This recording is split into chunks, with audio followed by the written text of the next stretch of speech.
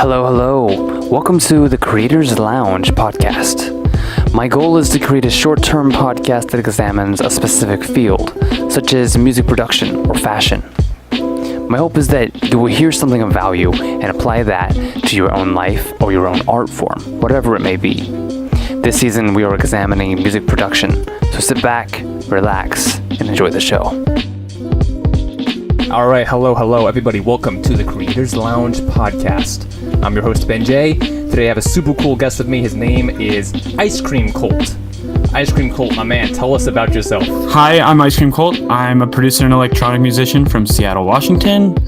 I've been producing for around a decade. Started when I was like 10 or 11. 21 now. And yeah, I got into producing actually so when I was younger, my dad showed me the movie Tron, and I thought it was super cool. And then the new one was coming out, Tron Legacy, and Daft Punk actually did the score for that. So I listened to that, and that got me into electronic music. And then from there, I just found all these other electronic genres and other stuff, and yeah, I just got into it. Got into whole DJing and producing. Dude, that is so incredible. I have to say, I love Tron. Tron is a classic. How did you feel about the new one compared to the old one? I definitely, the visuals are way better, of course, in the new one. But I didn't like the story as much as the old one. I definitely thought the old one was crazier, but the music in the new one is also really good. So there's reasons I like both of them. Yeah, kind of got to weigh the goods and the bads, exactly. Yeah, exactly. But that's pretty cool. So right off the bat, we're talking about like retro influence. What are some other influences that you have that kind of influence your music and your sound? Well, my brother, I have two brothers, and they're both really into hip hop. And actually, at first, I didn't really like hip hop. I was all about electronic music, and my brothers would blast all the time. I was like that, I wasn't about it. But eventually, just, I don't know, osmosis or something, I just kind of absorbed it. And, one of my brother listens to like a lot of older stuff, like artists like A Tribe Called Quest or Diggable Planets, them. And so I kind of got into older hip hop. And my other brother listens to a lot of new stuff like Drake and who else? Kodak Black, stuff like that. And so I kind of got both sides of those spectrum and kind of got sandwiched by hip hop on top of my love for electronic music. So those are definitely huge influences to me as well. That's super cool. So kind of hip hop and EDM kind of merged into what you create right now. Yeah. How would you describe the kind of sounds that you create? Like what genres do you like to work in? Well, I'm a big fan of future bass, which is like that kind of weird electronic like flumy stuff. And there's like XXYYXX is a cool producer I'm a big fan of. So I try to do some stuff in there, but I've always been a big fan of trap, which is kind of like a hip hop EDM mixed together too, that a lot of people like. On top of that, I'm a huge fan of Flying Lotus, and I like mix in instrumental hip hop in there too. So, and then even going even further, I'm a huge fan of alternative rock and all sorts of other genres. So I try to mix all of those together a little bit in my music, but sometimes it's more towards one genre, sometimes it's more towards another. Yeah, I totally get it. What I'm curious about is, because you have so many influences, is it difficult for you whenever you sit down to make a song to tie it down to one genre? I wouldn't say super difficult, because it's more like I kind of feel it out, and like, okay, so I'll like listen to this melody and be like, I know where this can fit in like what kind of genre. So I'll start heading towards that route, and like I usually tie them together in a way that makes it not too hard to put together, if that makes sense. Gotcha. So it's kind of flowing from just like a very internal source. So there's not really like any disparity between your influences. It's all kind of merged together. is what I'm getting, right? Yeah. So let's talk a little bit about the way that you produce music in terms of like what programs are you using to create music, man? Yeah. So I actually started when I was younger. I used Fruity Loops 2. It was still called Fruity Loops back then. Don't use it anymore.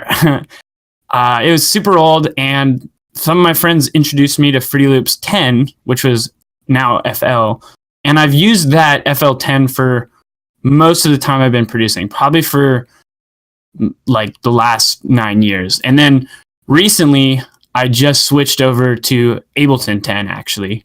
And so now I'm mostly producing in that because I really like how it's a production software, but also you can play live with it. I thought that's just like amazing that you can kind of use it both. Like I don't need to put my music into a DJ program after I finish it to play it live and DJ it. Now I can do all this creative stuff with it too live. Right. So was it difficult for you to make that switch between working with FL going over into Ableton? Actually, I was really worried about that, it being really hard to switch over. But once I just sat down and I'm like, okay, I'm going to make every song in Ableton from now on. It really only took, I would say, probably a week. Because, most of the ideas are the same, working with samples or working, excuse me, making melodies and step sequencing. It's mostly the same things, just set up in a different way, just like a little bit different. So it's just learning those like new hotkeys and new little quirks. But yeah, anyone, I feel like, as long as you know the basics of producing, you can switch in like a week or 2 weeks. Right, I got it. So would you say that you learned stuff pretty quickly? I like to be pretty humble. I don't think. It definitely depends on the thing. I don't know if I would say, as far as producing wise, I can usually pick up stuff somewhat quick, but when it's learning new concepts not related to producing, even like other parts of music, it's kind of hard for me to pick up. Actually, I play double bass in the orchestra, and I don't know if like I could ever play another orchestral instrument. It's even violin and stuff. It's so different to me. I've tried to play a little bit, and Right, I got you, man. So for some things, it's really easy for you to pick up. Other stuff's a little more difficult. The reason I asked was I was curious about, you talked about how you have so many influences in the genre sphere. And so I was curious about whenever you pick up like a new genre or you're going for a different kind of sound, how difficult it is for you to create like that kind of sound. Okay, yeah. Yeah, it definitely depends on the genre I'm going for. I have a few producer friends who are like super good at that. Like they find a new genre and they can instantly somewhat emulate it. So I learned a few tricks from them, and I feel like sometimes, it definitely depends on the genre, like I said, but I feel like as far as sound design and stuff, I usually can get somewhat close, at least, and somewhat pick it up. I don't know if that answers the question completely, but yeah. Yeah, no, I get what you're getting at, yeah. And I guess for the audience as well, if you could explain a little bit, what are some tips you would have for people trying to pick up like new skills related to music? I would definitely say just kind of do as much as you can. Like if you say you're starting to produce and you're not really into like being in a band or anything, or being a vocalist, I would just say, if people offer you to be in their band while you're producing or something, I would definitely say just try to tackle as many musical objectives as possible. Try to, don't just have one project, maybe have like a few that you do. One, you're like a bass player in a band, or also you produce and then you DJ too. I would definitely say just being in all those situations definitely help you as a musician, and being someone even related to music overall. Like, I feel like it can never hurt to have more opportunities. That's awesome. So basically get as much experience as you can in any way, because it all will help you ultimately, whether you're doing a band or production or whatever it may be. That's some great advice right there. I definitely would second that.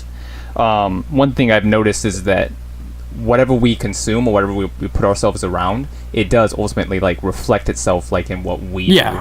So, if you listen to a lot of trap music, then you're probably inevitably going to have some trap influence in the stuff. Yeah, exactly. I think that's similar to what you're talking about, yeah.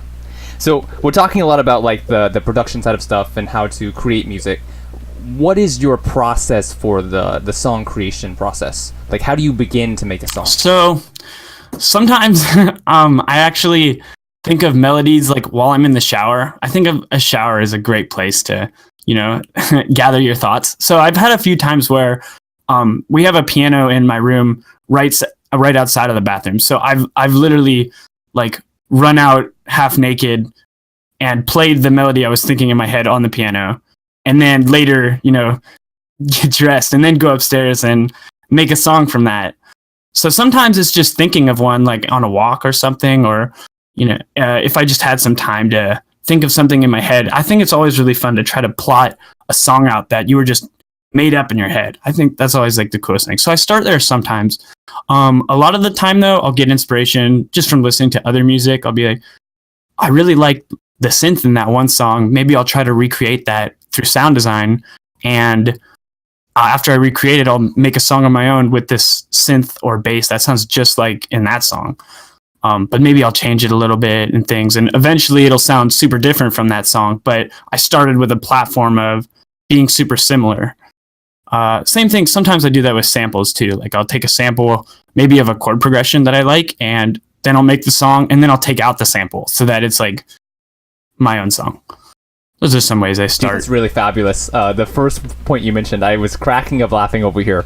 Yeah, it's kind of funny. It's really true though. Like inspiration can hit you at any time, and I think what's nice is that the fact that we have so much technology now to preserve that inspiration.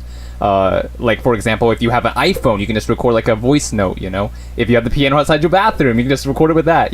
So it's really useful. Yeah. You mentioned samples there at the end of your statement. Let's talk a little bit about sampling. Like, what kind of samples do you like to use? Like, how do you find them? Let's talk a little bit about this for a minute, if we could. Yeah, of course. Yeah. So I have a record player that I use sometimes. I'll actually go to a record store. I always think it's kind of cool. Actually, the record in my town has a free records bin. So sometimes I'll just go and grab a few of those, like each time I go to the record store, and then just see what I can get off those. Records, usually their quality is not as good, at least when you bounce it to digital. So sometimes it can be like pretty messy, but you can also use that to your advantage. That being said, a lot of the time I'll sample off YouTube actually, and just like rip it off YouTube with a MP3 downloader. Sometimes, and you can find like really cool music. They have like all these playlists that people make on YouTube. Like literally you can just look up like cool drum breaks, and then there's like a million drum breaks in a playlist. You can just like choose between them. Then you have all these like cool drums you can make a beat with. Same with like, cool 70s R&B. You can just go there and get those too. That's why I do a lot of my sampling as well. They have, obviously there's like Splice, which a lot of producers use. Sometimes I'll hit that. And yeah, that's pretty much it, I think. Yeah, I got you, man. I love the first part. For the people who don't know, he basically does crate digging, is what we call it. Whenever you go to the record store and you dig through the crates of records and find them. I think that's so cool. I also noticed, I was listening through your library of music, and I noticed on a few of your songs you like to use like rap samples and such like that. Yeah. Who are some of your favorite rappers? Ooh. Okay, I have to think about this a little bit. Take your time, man. Take your time. Yeah. There's in Diggable Planets, there's Butterfly. He's definitely super high on my list. I don't know why, but his vocals are just so smooth to me, I think. That's why I really favor his rapping style. That's pretty cool. On top of that, yeah. I mean, Kendrick Lamar is amazing. I just love the way his voice sounds too. He's pretty popular. He has such a unique voice to me. It's like kind of raspy, but like in the perfect way.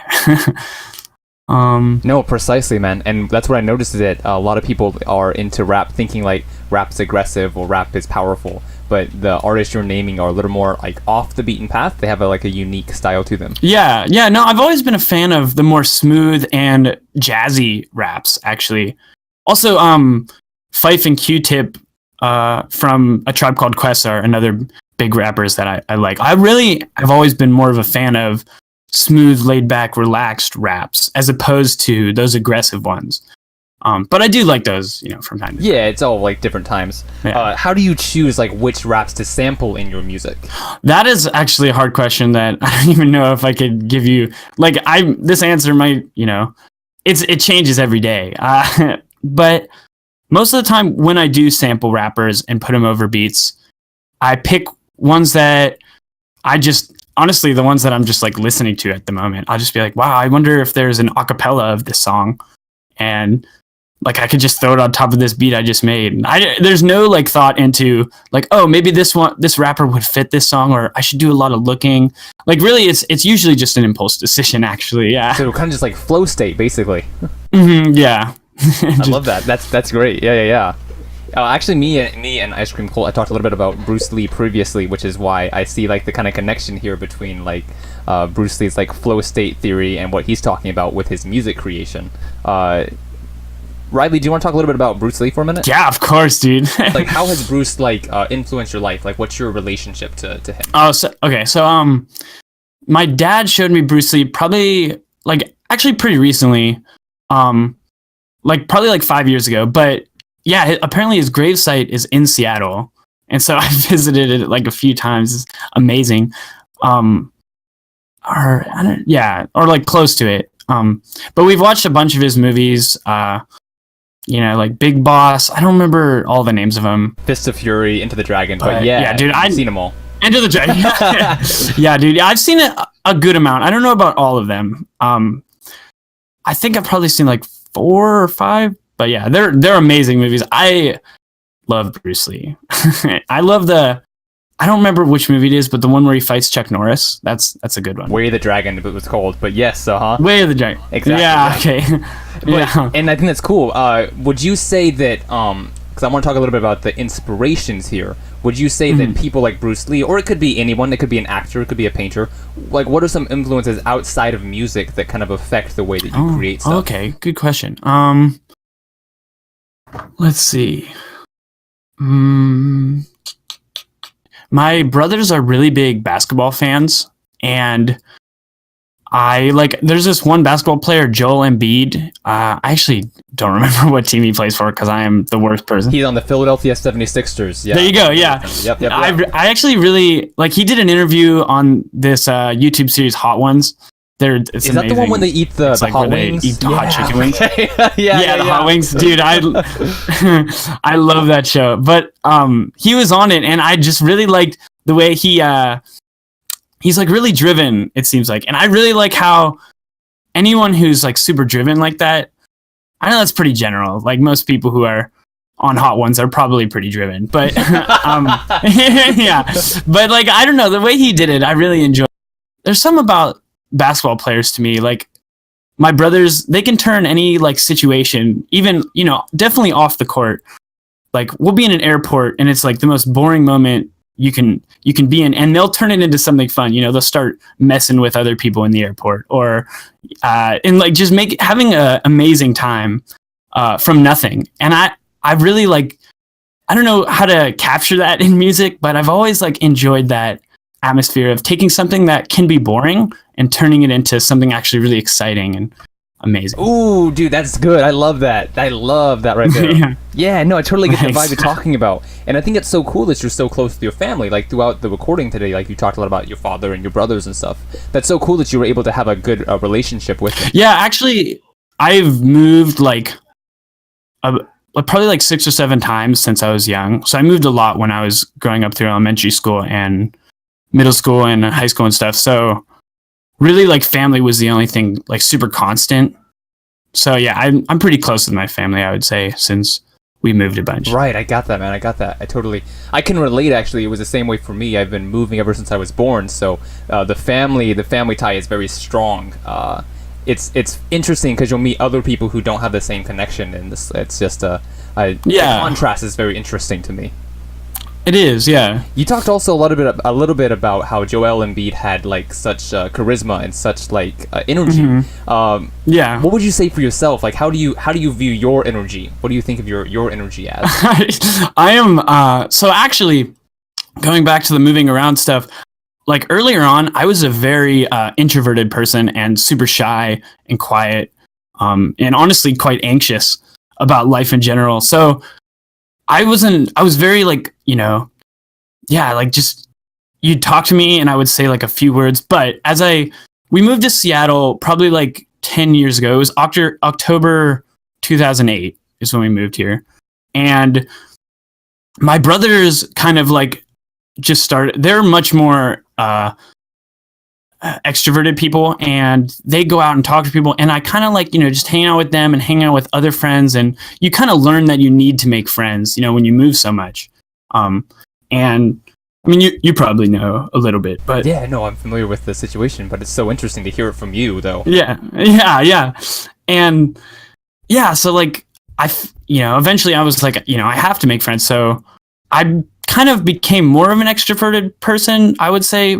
Like I can obviously talk to people a little better now than just a few words, but I still, like sometimes I feel like I definitely have a good mix of both. Like I can be pretty extroverted and charismatic, but definitely not as some of my friends and brothers. Yeah. I can 100% understand what you're talking about because, yeah. and not to sound like cliche or whatever, but the same as you, I was introverted as well when I was younger, and then growing up and having to go to the workforce, or meet new people. Like you have to learn how to survive in those kind of environments, Yeah, exactly.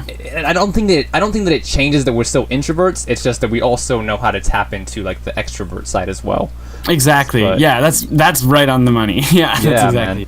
So let's segue this into because I noticed on your page you've done like a couple collaborations with other artists such as like No John and Question It. Talk to us a little bit about that. Like, how did those collaborations come about? Actually, I know John at least. I used to live in North Carolina, and he's just he's a part of the Soju Collective, which is a producer collective that I'm a part of, along with my roommate, and I just started talking to him on there, and we actually figured out, we're both from the same city, Cary, North Carolina, and he doesn't know anyone that he's ever met, especially on the internet, who is from there. And so, immediately that was like a similar thing we had in common. So we just kept going from there, and we just made that song together. He came up with the chord progression, and then we both I think I made the drums, and it was pretty equal parted. We split it up equally, and we both did a solo. It was super fun. Just sending stems back and forth. That's how we did it. Most of my collabs actually on my page aren't in person. Actually, one of us will start a song and we'll send it to the other and just kind of ping pong it back and forth. I really enjoy making songs that way because I feel like it's the most efficient way to make collabs. Because when you're with people in person, there's kind of like a uneasiness, and you get kind of scared, or I wouldn't say scared, but you're trying to impress them also while you're making music.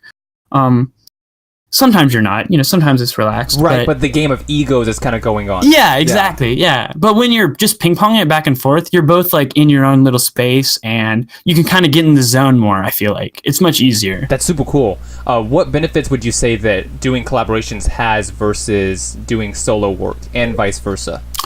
So I would definitely think collaborations are amazing because you can get so many more songs done so much quicker. Yeah. So like, because you only really need to make half a song if you're making a collab, because they'll make the other half. And I feel like, if you overstep your bounds, like if you make, say, 75% of the song, then they're only making 25%, and then they'll feel bad, like, what did I really do to this? Like, all I added was a hi-hat. It's not my song. Yeah. So I feel like you really need to, that's one thing people should think a lot about, because I've definitely done collaborations with people where they make a whole song and I'm just sitting there like, okay, I'll add this one little thing in, but it's still your song, like, and you shouldn't even put my name on it. Yeah, so it's always been an important thing to me to split it up. Like, I'll make one instrument or the harmony, and then you do the drums, and then maybe we'll both do a melody stuff. So I like splitting it up evenly, and I think that collabs are really good for getting a lot of work out. That's why, like, if I know that maybe I'm in like a lazy phase or in a writer's block, I'll just start doing a bunch of collabs, because they can really help you get out of writer's block, because people are helping you make music, quite literally. And also you're getting like a bunch more workout at the same time. That being said, having too many collabs can sometimes give people an idea that, maybe like they think that you can't make songs on your own or something, or, I definitely think solo work is just as important because then it shows exactly what you're about as far as making music. Like if you make too many collabs and then people want to check you out, like they might feel like, oh, maybe he doesn't have any songs of his own. So like the only thing I can listen to is the songs he does with other people. So I think it's definitely important to have an equal balance, but I'm a big fan of collabs and I always will be. Yeah. Fabulous thoughts. Yeah, really good. Key takeaways for the listeners is that you should balance solo work and you should also shuffle in some collabs. It creates a lot more originality. I tell artists so often these days, because sometimes I'll have conversations with up and coming producers and such, and I'm like, you guys should check out collabs, try collabs. And a lot of the times they're kind of turned off to it. They're like, I don't trust the other person, or something like this. What's some advice, if you could give some, Riley, real quick? Like, what's some advice for how to start a collab, or how to find someone to collab with? Okay, good question. A lot of people... So honestly, the kind of person I am, if anyone asks me to collab, I pretty much will. Unless, there's no reason I wouldn't collab. A lot of people are turned off to the idea of collabing with someone who maybe they think is like beneath them musically, or like has less skill.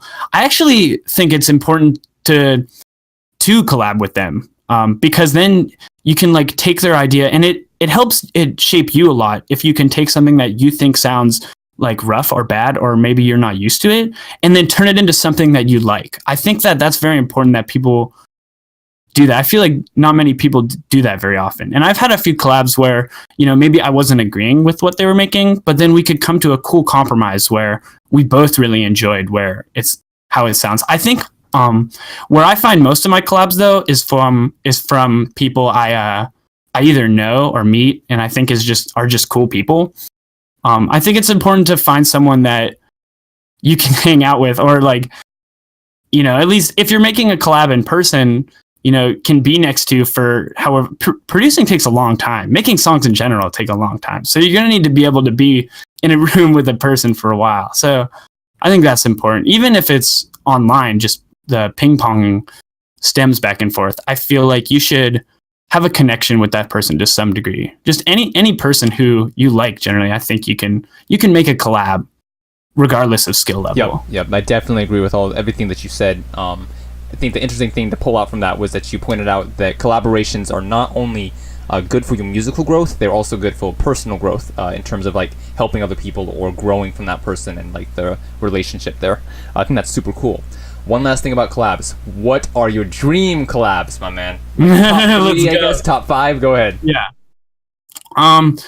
So Damien Albarn from Gorillaz. That's definitely number 1. I love his voice. 2D in the Gorillaz. I really like anything to do with him would be awesome. Second, maybe would be. I'm a big fan of Flume, so probably him. And he does a lot of collabs on his albums, but mostly with vocalists. So, yeah, I feel like that would be super awesome. And third, I'm also a huge fan of Flying Lotus, but yeah, I feel like his producing's like super crazy all over the place. So I feel like it would be kind of hard to collab with him. Like, I don't know what I would add, but I think it would be super cool, at least to just see how he makes music. Honestly, for just that reason, I probably want to collab with him. And that's kind of selfish, but I think, yeah. And I think it's pretty cool that you talked about big name artists. To me, like, I'm not sure if I would be able to do that because I feel like I would feel inferior, to think their skill level or whatever, I would definitely feel that way too. Yeah. But if we have the opportunity, like it's all in, go for it. Yeah. Music break, time to check out some of Ice Cream Cult's music. This song is called Waves, Waves, Waves from his EP, Half, available on SoundCloud, Spotify, and more. Check it out.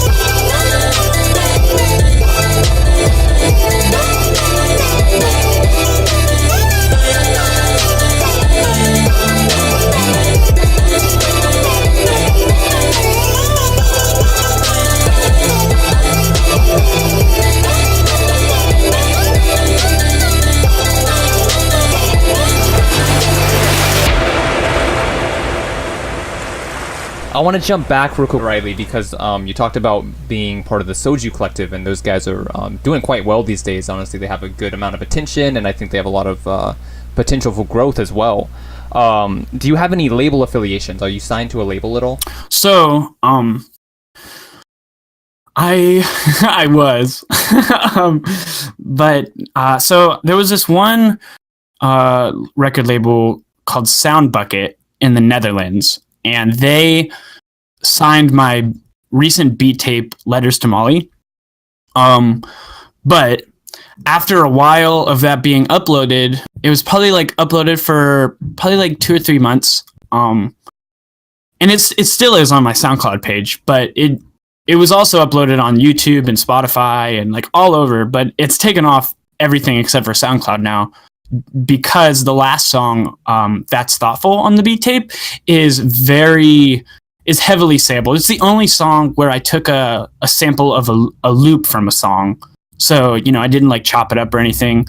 So actually YouTube, it's kind of a funny story, but also terrible. There was a loop of this song. I forget exactly what it was, but it was a jazz guitarist from Chicago. And when I sampled the song and made this beat with it, I sampled it from this guitarist, and then, it put it on my beat tape, put that on YouTube.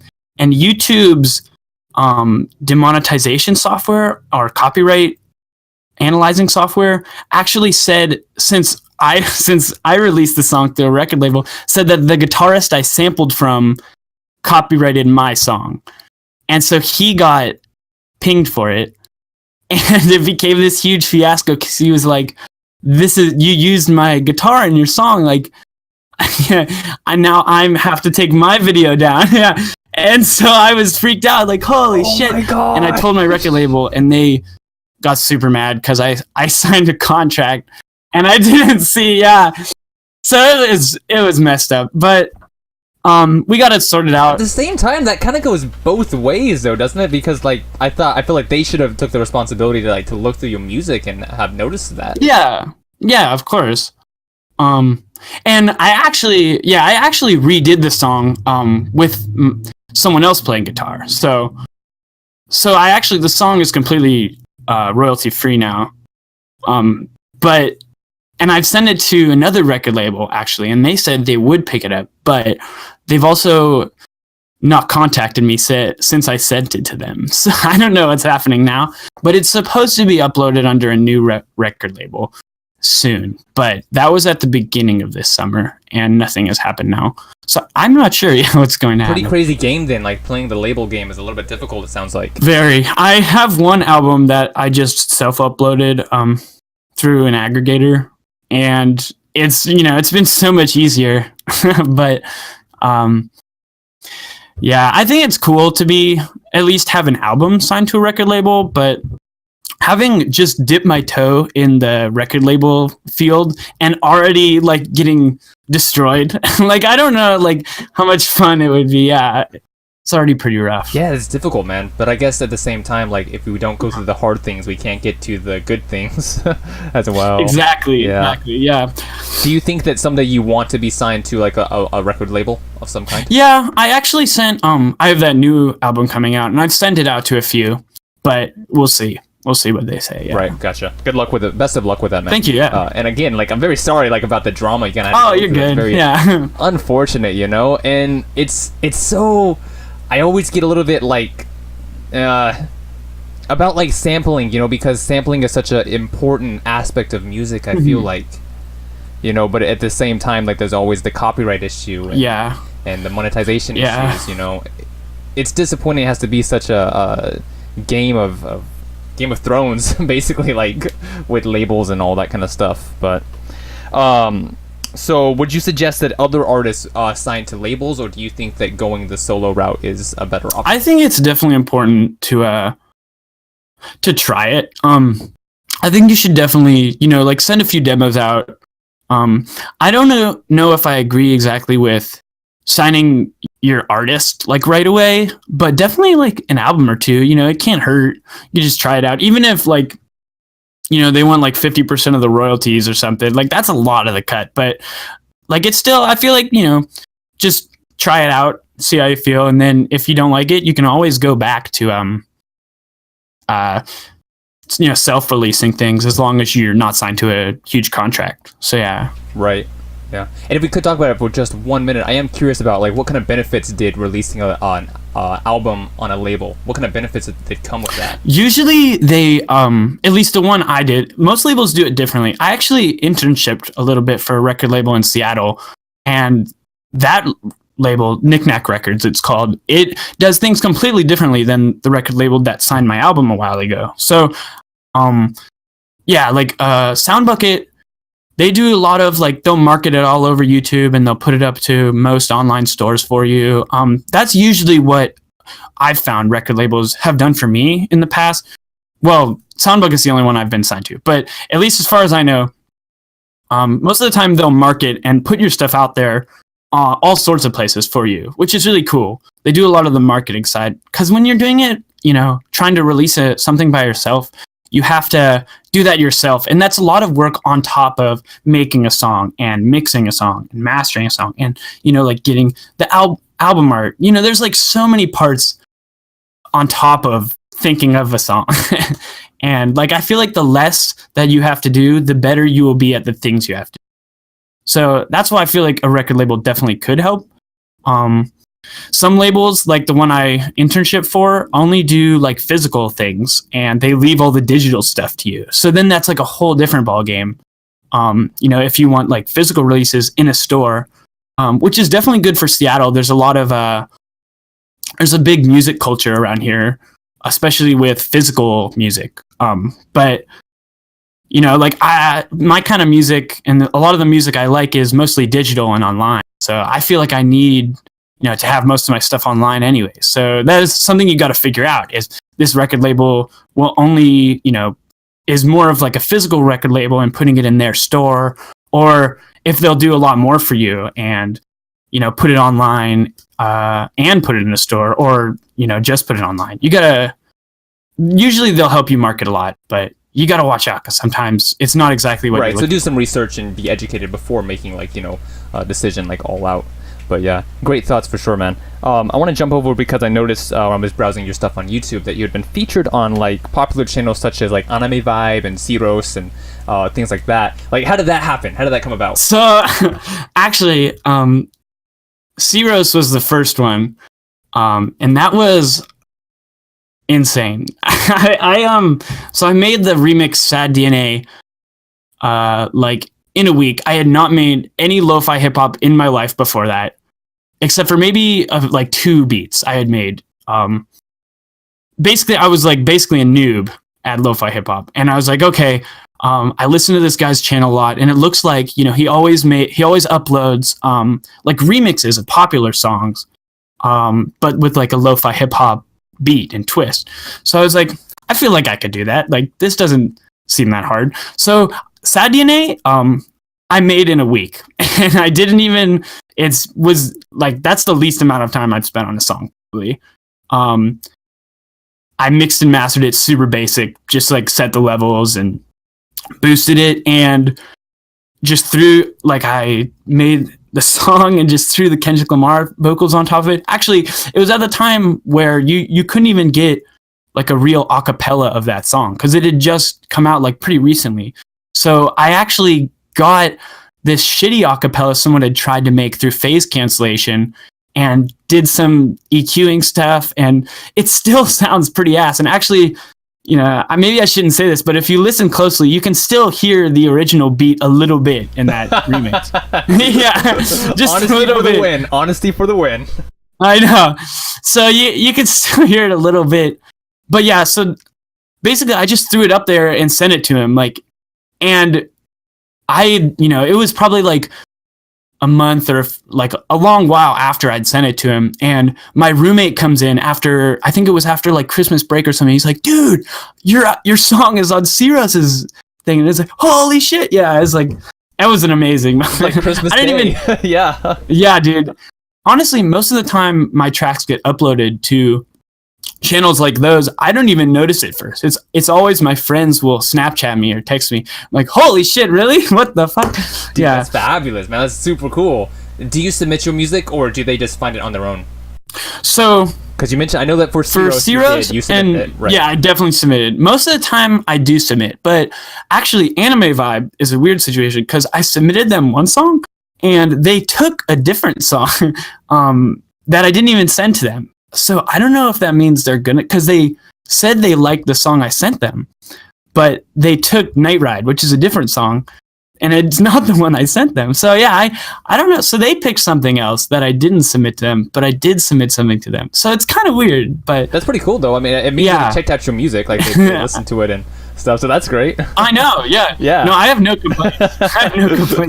Yeah. So, have you gotten more to the, like, after seeing like the amount of success you've had with Lofi, through Ceros and Anime Vibe and such, like, has that kind of motivated you to make more Lo-fi music?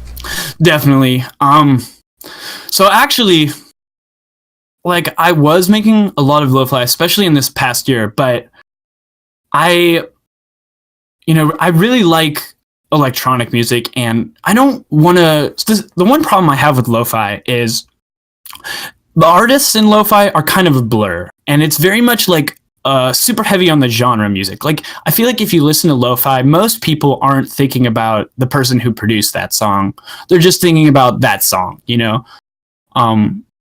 So No, that makes sense. yeah, so I didn't want to get stuck too much. It is awesome to have all this success with it, but I wanted to take a step back so I could, like, you know, become more unique and get out of that, you know, I'm just a part of a huge crowd of people who make lo-fi. Because I know a few lo-fi people personally, and, you know, they make a bunch of beats that get uploaded to, like, other big channels, and, you know, a lot of my friends who make lo-fi, most of their tracks are listened to in playlists, not on their, like, profile, like on a Spotify thing. So it's just like all these trends I've noticed where it's like, I feel like, sure, like, if I make a lot of lo-fi, I might get a lot of success now, but if lo-fi ever, like, dies down and people stop listening to it, I'm definitely going to go with it. So with this last album that's coming out that I'm making, I tried to stray away. Like, it still has themes and stuff from lo-fi, but it's very much more electronic and hyped up, something you could listen to at a party or something. Yeah, I got that, man. And good thoughts in the lo-fi community. I've seen so many people in that community, you know, kind of talking about that problem, about how it's about the music, not about the artist, and how that ultimately a lot of people complain that it kind of messes with the creativity of the genre because it's all kind of like a blur, like you said. And so it's a good point. Like, you know, you really want to stand out with the way that you create music. And I can think of artists, like, whenever I hear the song, like, oh, that's Avicii, you know, that's Conscious Thoughts, or, you know, because, like, you can hear the style that they do.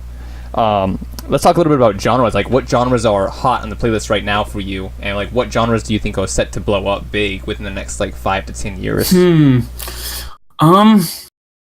Well, there's that one genre that's kind of weird that people talk about, funk, which is like lo-fi and trap mixed. So it's kind of like a gritty, you know, it's definitely more danceable than lo-fi. Lo-fi, for the most part, has been pretty, like, you know, it's calm. It's stuff you listen to while doing other things, or, like, while, you know, reminiscing or something. I don't know.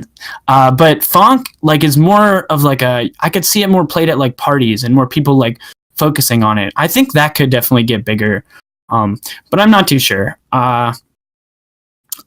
Yeah, other than that, I don't really know besides that. I don't know. I think that's the only genre I think for now that I know that's maybe on the up and up, but I don't know. Right, yeah. Gotcha. I think I think it's kind of interesting to gauge, like, the genre game, because I remember back in 2008, 2010, dubstep was really hot. I know, yeah. Eventually, moving into 2013, 2015, future bass was the kind of thing that took off a lot. Yeah. So it's interesting to me to watch how the genres kind of emerge, you know, and, like, take the center stage. Yeah, dude.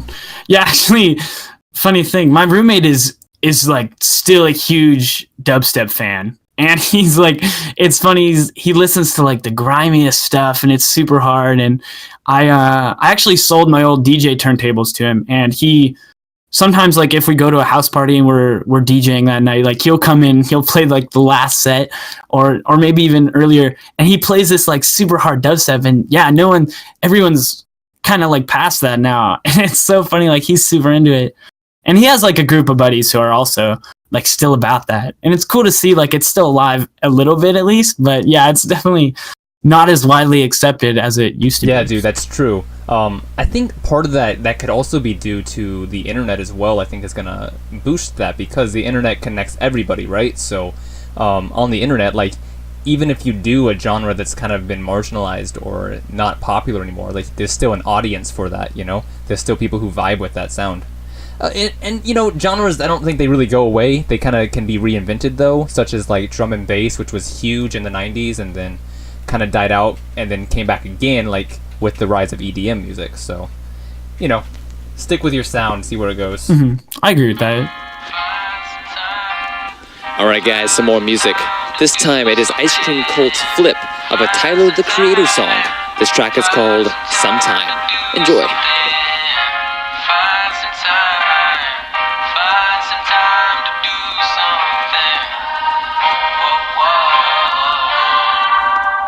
Okay, I want you to think forward.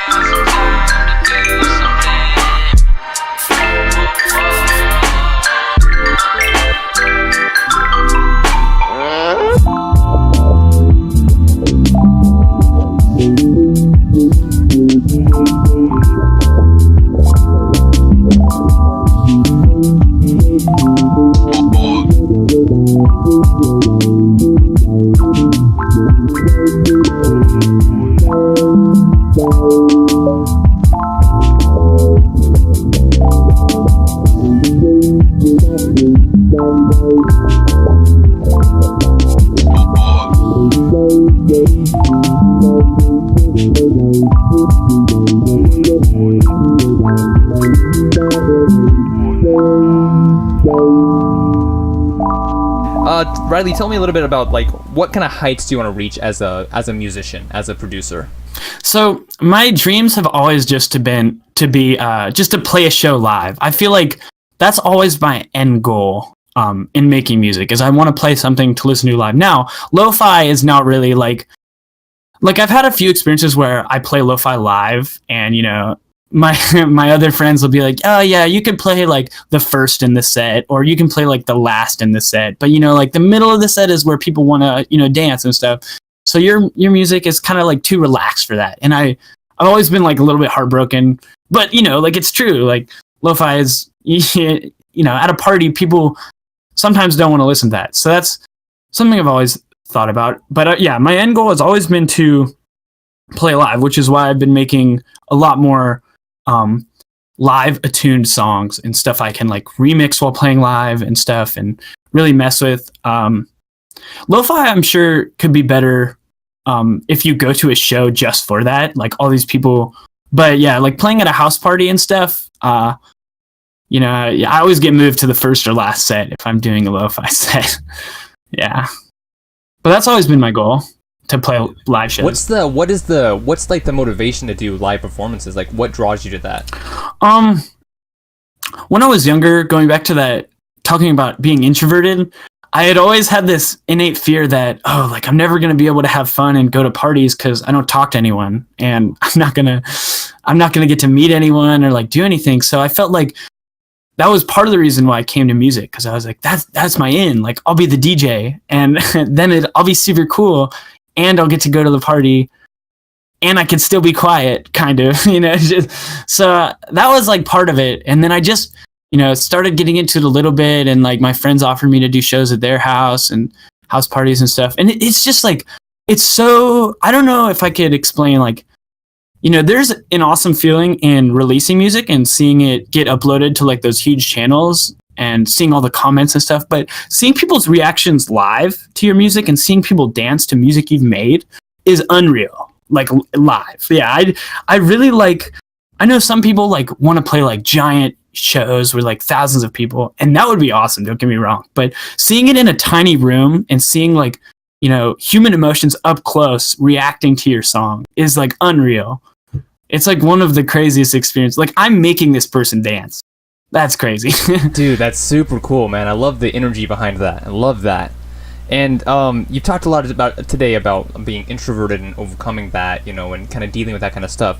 Let's look at your age for just a quick second. For the audience, he's 21 years old. Do you think of yourself as young or old, Riley? Ooh, that's a really good question. I think I usually think of myself as pretty young. Okay. I would say. And the reason I asked that, because the secondary question would be like, do you think, because you think of yourself as young, does that affect the way that you create your music or that you promote your music? Ooh, another good question. I think it probably does a little bit. I feel like, you know, looking at yourself as young definitely would make it seem like you have a lot more time to upload stuff. And, you know, you like relax on it. Like, oh, I don't have to make beats today because, you know, I can just like play video games. I have all this time. But also, that being said, I think that the age between 20 and 30 is like a prime time to go ham on music.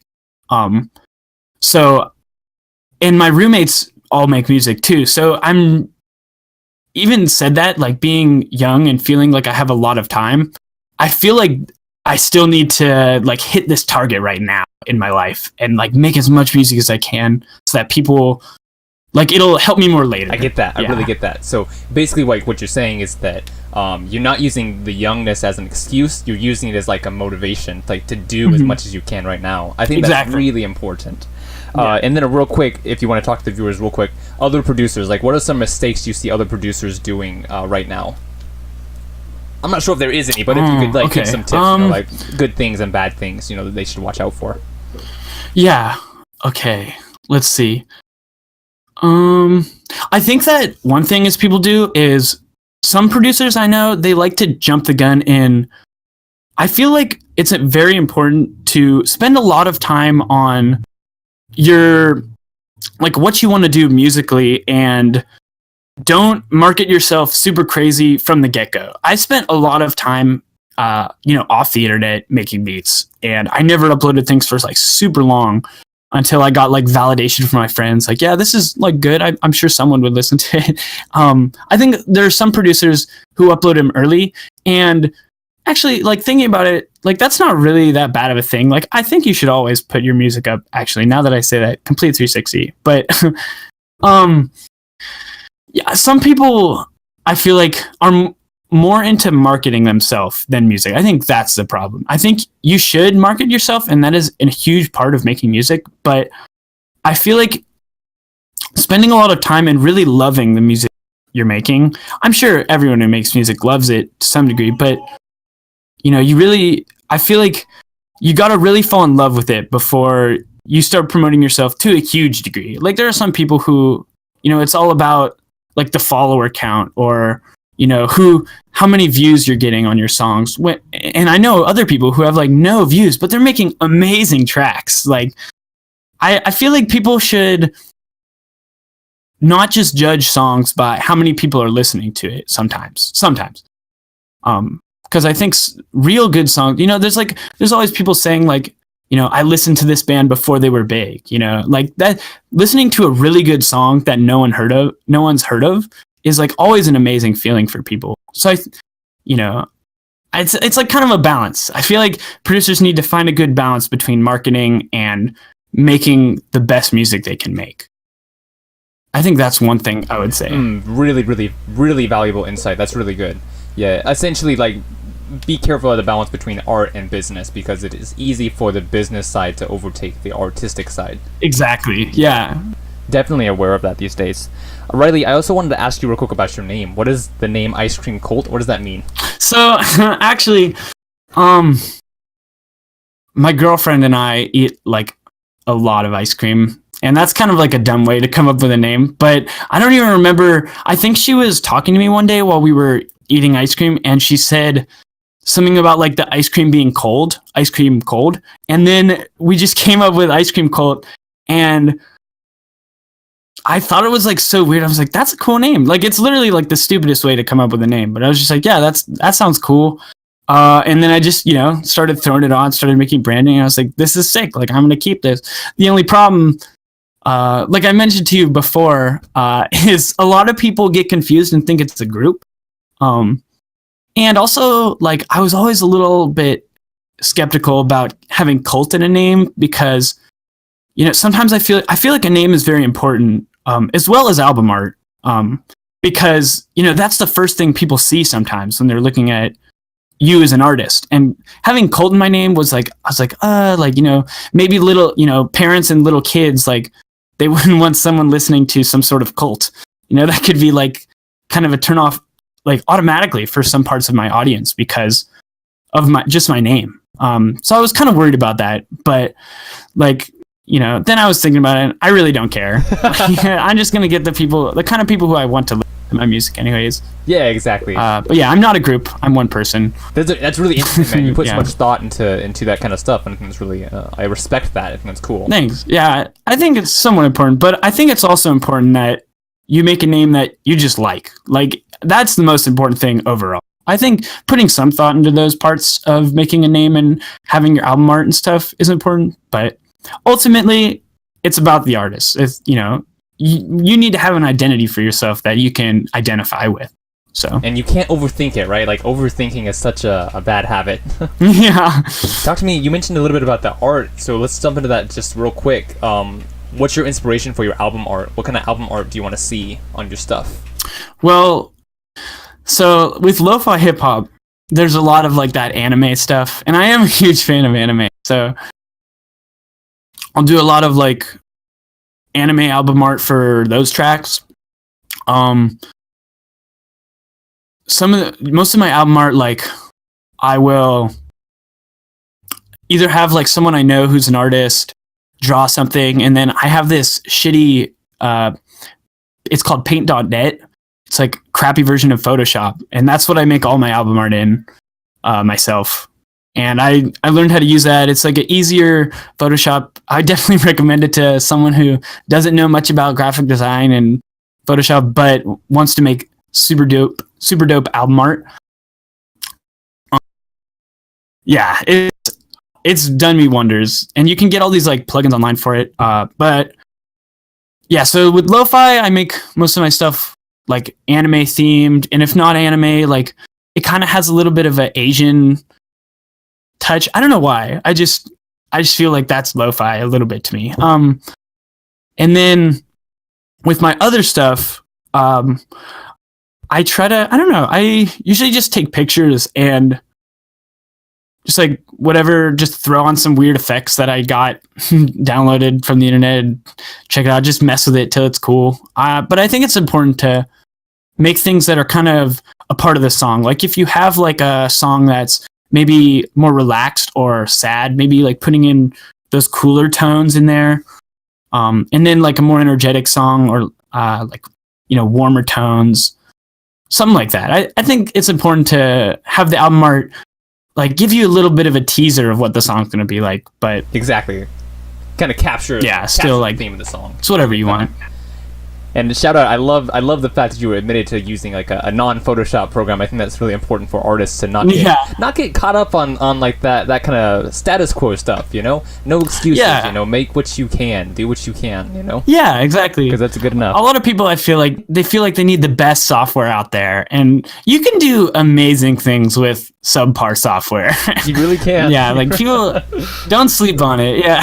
Yeah, and I mean also like the fact that like we're producers, so like no one expects us to be the greatest artists in terms of like graphics, Yeah, exactly. I mean, like if you want amazing graphics, like go pay an artist to do it. But you're like, if you're gonna make it yourself, just like don't overthink it, like you said before. Go ham, go.